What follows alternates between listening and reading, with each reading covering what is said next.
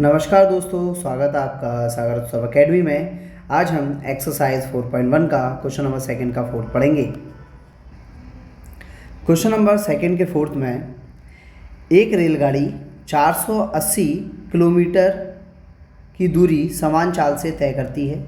यदि इसकी चाल 8 किलोमीटर पर घंटा कम होती तो वह उसी दूरी को तय करने में 3 घंटे अधिक लेती। हमें रेलगाड़ी की चाल ज्ञात करनी है। तो कहने का मतलब सिर्फ इतना है कि कोई रेलगाड़ी है, 480 किलोमीटर की दूरी तय कर रही है और अगर उसकी स्पीड को 8 घंटा पर हावर की स्पीड से कम कर दिया जाए तो वो 3 घंटे ज़्यादा समय ले लेती है। यानी कि किसी चाल से जा रही थी, चाल को थोड़ा सा कम कर दिया तो समय ज़्यादा लग गया, वो 3 घंटे ज़्यादा लग गया। ये हमारे क्वेश्चन में बोला हुआ है उसमें। अब हमको वो चाल निकालनी है कि उसकी वो चाल क्या थी जिससे वो जा रही थी। देखो, हमने पिछली क्लास में एक फॉर्मूला पढ़ा है जो था हमारा चाल बराबर दूरी बटे समय। चाल अपनी एस यानी कि स्पीड, दूरी यानी कि डिस्टेंस, समय यानी कि टाइम। अब इन दोनों को आपस में बदल लो। समय आ जाएगा टाइम की जगह पर, ये स्पीड आ गई टाइम की जगह पर और टाइम चला गया स्पीड की जगह पर। ये हमारा एक फॉर्मूला बन गया। अब इसमें मान रख के देखेंगे तो देखो, हम चाल को x मान सकते हैं। तो देखें जरा कि अगर दूरी हमारी 480 है और चाल जिसको हमने x बोला है, चाल जिसको हमने x बोला है वो आएगा नीचे, यानी कि ये अपना समय निकल के आया t1। अब उसने बोल दिया कि t1 समय लगता है, यानी कि 480 किलोमीटर की दूरी को अगर नियत चाल से चले तो हमें t1 समय लगता है। तो t1 समय निकाल लिया हमने। अब ऐसे ही अगर हम उतनी ही दूरी यानी कि 480 की दूरी को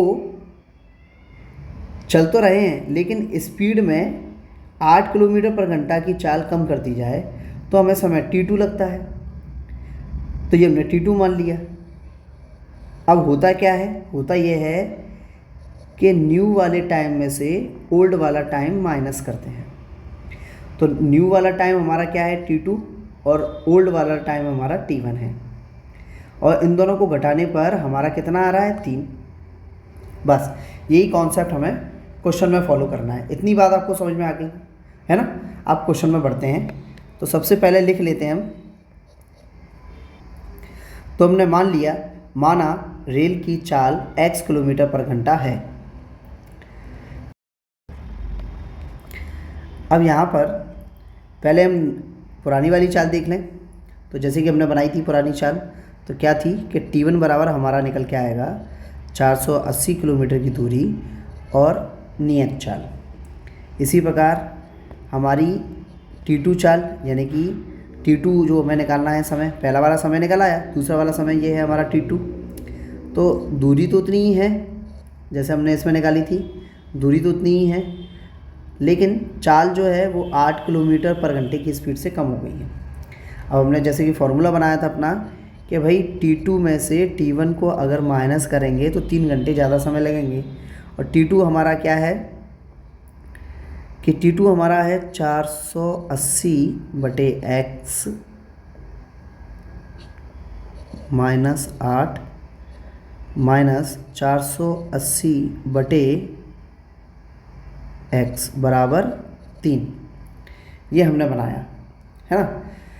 तो इसमें से सबसे पहले 480 को कॉमन ले लें। 480 जैसी कॉमन आएगा तो हमारा बचेगा अंदर 480 हट गया, उसके यहाँ पे 1 बचा, नीचे है x माइनस का 8 माइनस 480 ये है और नीचे 480 तो हट ही गया है ना, उसके ऊपर 1 आएगा, नीचे बचा x हमारा बराबर में कितना है, 3। 3 से काट देते हैं, 3 एकम 3, तो 3 एकम 3, एक यहाँ चला गया, ये तो हो गया 18, 3 6 18 और 0, तो कितना आ गया 160। अब बगल वाली चीज़ की हमें ज़रूरत नहीं है, आप स्क्रीनशॉट ले लेना इसका, मैं इसे मिटाई दे रहा हूँ।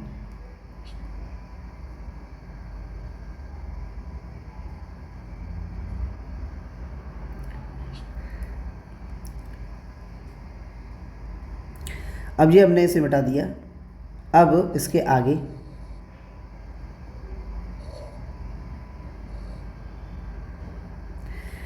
यहाँ पर हमारा क्या बचा, 160।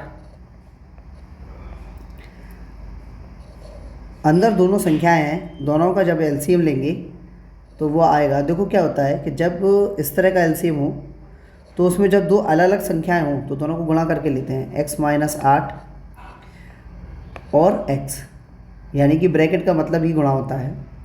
अब कैची गुणा होगा, x का होगा 1 में, x का होगा 1 में, तो x बन जाए x माइनस, अब देखो बीच में माइनस लग गया है ना, तो उसके बाद कुछ भी लिखें तो हम उससे पहले ब्रैकेट लगा लेंगे। क्यों? क्योंकि गलतियाँ बच जाती हैं थोड़ा। अब x माइनस 8 का ये वाले 1 में होगा, तो यह आएगा हमारा x माइनस का 8 ब्रैकेट क्लोज बराबर में हमारा 1 बचा है। 160 तो हमारा चल ही रहा है, अंदर जो होगा वो देखें हम, तो वो x तो ये बचा, माइनस जब अंदर जाएगा तो साइन चेंज करेगा, तो 8 जो माइनस का है वो हो जाएगा प्लस का। नीचे कितना बचा हमारा, अब x का x में कराएंगे गुणा तो x स्क्वायर, x का 8 में कराएंगे तो 8x बराबर में क्या है 1।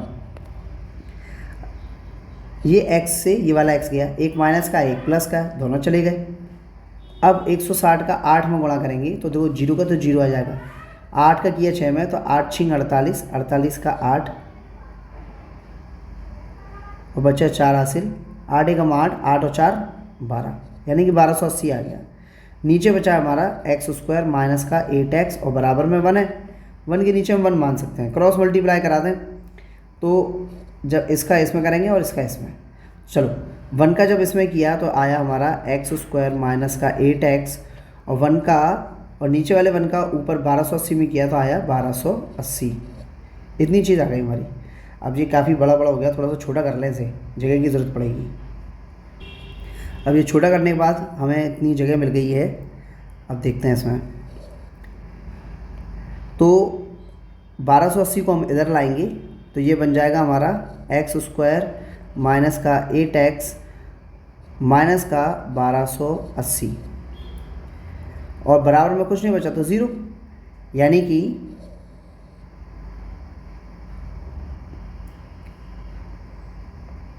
x स्क्वायर माइनस का 8x माइनस का 1280 बराबर 0 हमारा फाइनल आंसर है जो आपका किताब में दिया हुआ है। इस प्रकार ये हमारा क्वेश्चन नंबर 2 का 4th ख़त्म होता है और इसके साथ साथ एक्सरसाइज 4.1 भी आज ख़त्म हो जाती है। यदि आपको ये क्वेश्चन पूरा सॉल्व चाहिए, जैसे कि हमें चाल ज्ञात करने के लिए बोला गया था, किताब में हमारा इतना ही आंसर है, आप किताब में पीछे देखोगे तो आपको ये आंसर मिलेगा, लेकिन ये क्वेश्चन और आगे हो सकता है। अगर आपको और आगे चाहिए तो आप कमेंट में सॉल्व लिख दीजिए, मैं इसको पूरा करा दूँगा अगले वीडियो में। यदि आपको वीडियो पसंद आया हो तो लाइक कर दीजिए, सब्सक्राइब कर दीजिए। इसके अलावा वीडियो को ज़्यादा से ज़्यादा शेयर कीजिए। धन्यवाद।